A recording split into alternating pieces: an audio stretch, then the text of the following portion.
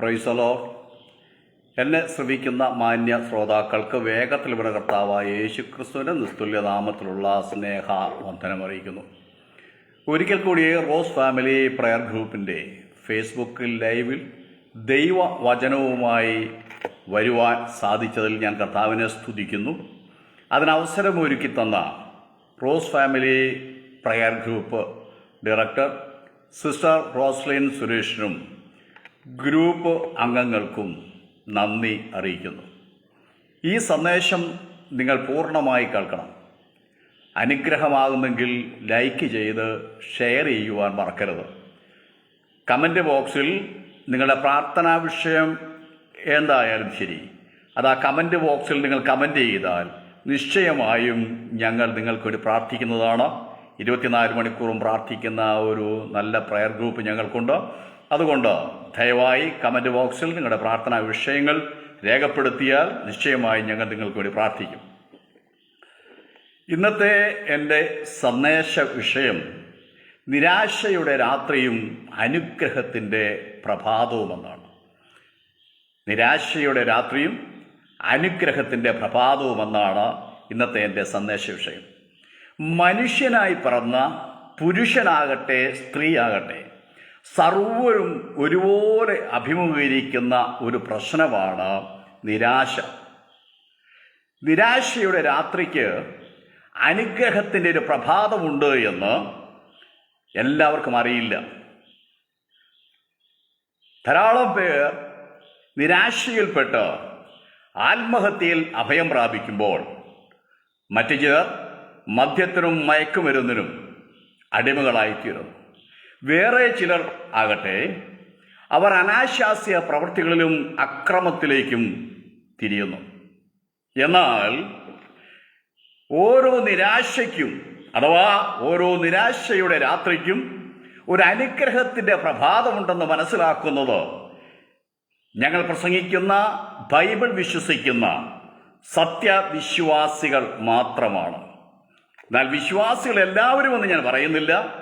എങ്കിലും വിശുദ്ധ ബൈബിൾ വിശ്വസിക്കുന്ന വിശുദ്ധന്മാരായിരിക്കുന്ന ദൈവമക്കൾ അവർക്കറിയാം ഈ നിരാശയ്ക്ക് അടുത്ത ഒരു അനുഗ്രഹമുണ്ട്. അഥവാ നിരാശയുടെ ഈ രാത്രി 12 മണിക്കൂർ കഴിഞ്ഞാൽ അത് വെളുക്കും. ആ വെളുക്കുന്നത് ആ പ്രഭാതം എന്ന് പറയുന്നത് അനുഗ്രഹത്തിൻ്റെ പ്രഭാതമാണെന്ന് വിശ്വസിക്കുന്നവർ വിശുദ്ധ ബൈബിൾ വിശ്വസിക്കുന്ന സത്യവിശ്വാസികൾ മാത്രമാണ്. ശ്രദ്ധിക്കുക, ദൈവവചനത്തിലെ ചില യാഥാർത്ഥ്യങ്ങൾ നിങ്ങളുമായി പങ്കുവെക്കുവാൻ ഞാൻ ആഗ്രഹിക്കുകയാണ്. അതിന് ആധാരമായ 2 തിരുവചനം ഞാനിവിടെ വായിച്ചു കേൾപ്പിക്കാം. ഒന്ന് ദാനിയേൽ പ്രവചനം 6-ാം അധ്യായം 18-ാമത്തെ വാക്യമാണ്.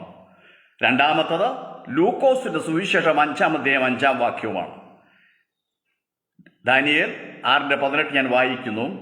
പിന്നെ രാജാവ് രാജസന്നിധിയിൽ ചെന്ന് ഉപവസിച്ച് രാത്രി കഴിച്ചു, ഉറക്കം അവനെ വിട്ടുപോയി. ലൂക്കോസ് 5-ന്റെ വാക്യത്തിൽ നാം ഇങ്ങനെ വായിക്കുന്നു, നാഥ, ഞങ്ങൾ രാത്രി മുഴുവൻ അധ്വാനിച്ചിട്ടും ഒന്നും കിട്ടിയില്ല. ആദ്യത്തെ വാക്യത്തിൽ പഴയ നിയമത്തിലും ദാനിയേലിലുള്ള ബന്ധത്തിലുള്ളതാണ്. രണ്ടാമത്തെ വാക്യം എന്ന് പറയുന്നത് പുതിയ നിയമത്തിൽ ശീമോൻ പത്രോസുള്ള ബന്ധത്തിലുള്ളതുമാണ്. ആദ്യം ദാനിയേലിനെ കുറിച്ച് നമുക്ക് അല്പമായി ചിന്തിക്കാം. അതായത് ദാനിയേൽ എന്ന് പറയുന്നതായ യഹൂദാ ബാലൻ യെരൂശലേമിൽ നിന്ന് ബാല്യകാലത്ത് തന്നെ ബാബേലിലേക്ക് അഥവാ ബാബിലോണിലേക്ക് അടിമയായി നാടുകടത്തപ്പെട്ടതായ വ്യക്തിയാണ്. ഏകദേശം യെരൂശലേമിൽ നിന്ന് 400 മൈൽ അകലെയുള്ള ബാബേലിലേക്ക് ചങ്ങലയാൽ ബന്ധിക്കപ്പെട്ടവനായി താൻ നടന്നു നീക്കുക. തൻ്റെ കൂട്ടത്തിൽ മറ്റ് പല യഹൂദാ ബാലന്മാരും ഉണ്ടായിരുന്നു. അങ്ങനെ അദ്ദേഹത്തിൻ്റെ അഥവാ ദാനിയേലിൻ്റെ ചെറുപ്പമെന്ന് പറയുന്നത്, ബാല്യകാലം എന്ന് പറയുന്നത് വലിയ പീഡകളും വലിയ പ്രയാസങ്ങളിലൂടെ കടന്നുപോയ ഒരു വ്യക്തിയായിരുന്നു ദാനിയേൽ. പിന്നീട് ദാനിയേൽ ശ്രദ്ധിക്കണേ, ബാബിലോൺ സാമ്രാജ്യത്തിൻ്റെ പ്രവാചകനും രാഷ്ട്രീയ തന്ത്രജ്ഞനുമായി മാറി. ഞാനൊരു കാര്യം ഇന്ന് നിങ്ങളോട് വിളിച്ചു പറയാം. നിന്റെ ആരംഭം കഷ്ടതയിലും പ്രയാസത്തിലും നിരാശയിലുമാണ്. ആരംഭം കുറിക്കുന്നതെങ്കിലും ഒട്ടും അമാന്തിക്കരുത്. പിന്നത്തേതിൽ ആ ദുഃഖമെല്ലാം മാറി നീ സന്തോഷത്തെ അണിയുവാനിടയായിത്തീരും. അങ്ങനെ ഒരു ദൈവം നമുക്ക് ഉണ്ട് എന്നുള്ള കാര്യം മറന്നു പോകരുത്. ദാനിയേൽ പ്രവചനം 1-ാം അധ്യായം അതിൻ്റെ 7-ാമത്തെ വാക്യത്തിൽ നമ്മൾ ഇങ്ങനെ വായിക്കുന്നുണ്ട്.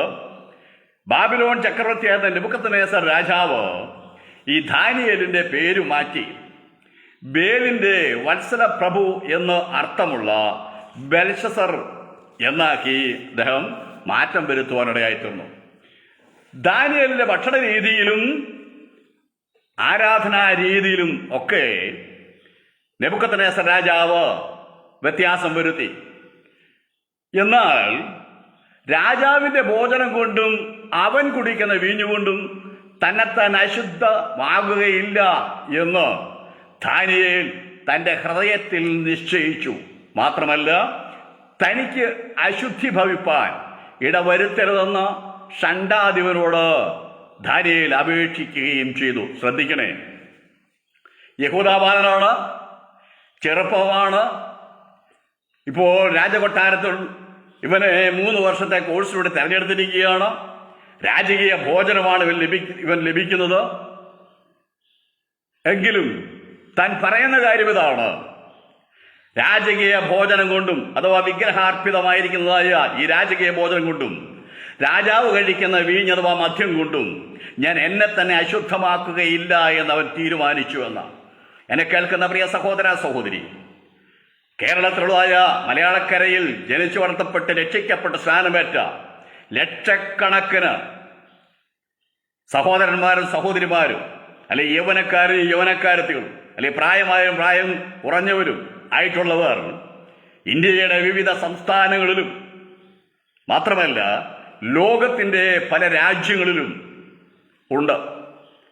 പല പ്രിയപ്പെട്ടവരും അവിടെ ചെന്നാൽ അവിടുത്തെ സംസ്കാരം പഠിക്കാതെ അഥവാ അവിടുത്തേതായ ജീവിത രീതിയോ അവിടുത്തെ പാപ സ്വഭാവത്തിൽ പെടാതെ അവർ വേർപാടും വിശുദ്ധിയും അനുഷ്ഠിച്ച് ജീവിക്കുന്ന ധാരാളം വിശുദ്ധന്മാർ കേരളക്കരയിൽ നിന്ന് കുടിയേറി പാർത്തതായ പല രാജ്യങ്ങളും ഉണ്ട് എന്നുള്ളത് സത്യമാണ്. പക്ഷേ അതിനേക്കാൾ കൂടുതൽ പേരും അതാത് രാജ്യങ്ങൾ കടന്നു ചെല്ലുമ്പോൾ അല്ലെങ്കിൽ മറ്റൊരു സ്റ്റേറ്റിൽ കടന്നു ചെല്ലുമ്പോൾ അവിടെ തങ്ങളെ ആരും കാണുന്നില്ല എന്നുള്ളതായ ഭാവേനയും, മാത്രമല്ല ഈ രാജാവിൻ്റെ രാജകീയ ഭോജനം കഴിച്ചില്ല എങ്കിൽ ഞങ്ങൾക്കവിടെ ജോലി കിട്ടുകയില്ല എന്നോ, അല്ലെങ്കിൽ അവിടുത്തെ വീഞ്ഞോ അല്ലെങ്കിൽ മറ്റുള്ളതായ പ്രമുഖരോട് ഒപ്പം ഞങ്ങൾ മേശയിൽ നിന്ന് ഭുജിച്ചില്ല എങ്കിൽ കുടിച്ചില്ല എങ്കിൽ ഞങ്ങളുടെ ജോലി നഷ്ടപ്പെടുമെന്നൊക്കെ പറഞ്ഞിട്ട് അവിടെ ചെന്നിട്ട് പാപത്തിന്റെ സകല താത്കാലിക ഭോഗങ്ങളിൽ പെട്ട് ഉടലുന്ന ധാരാളം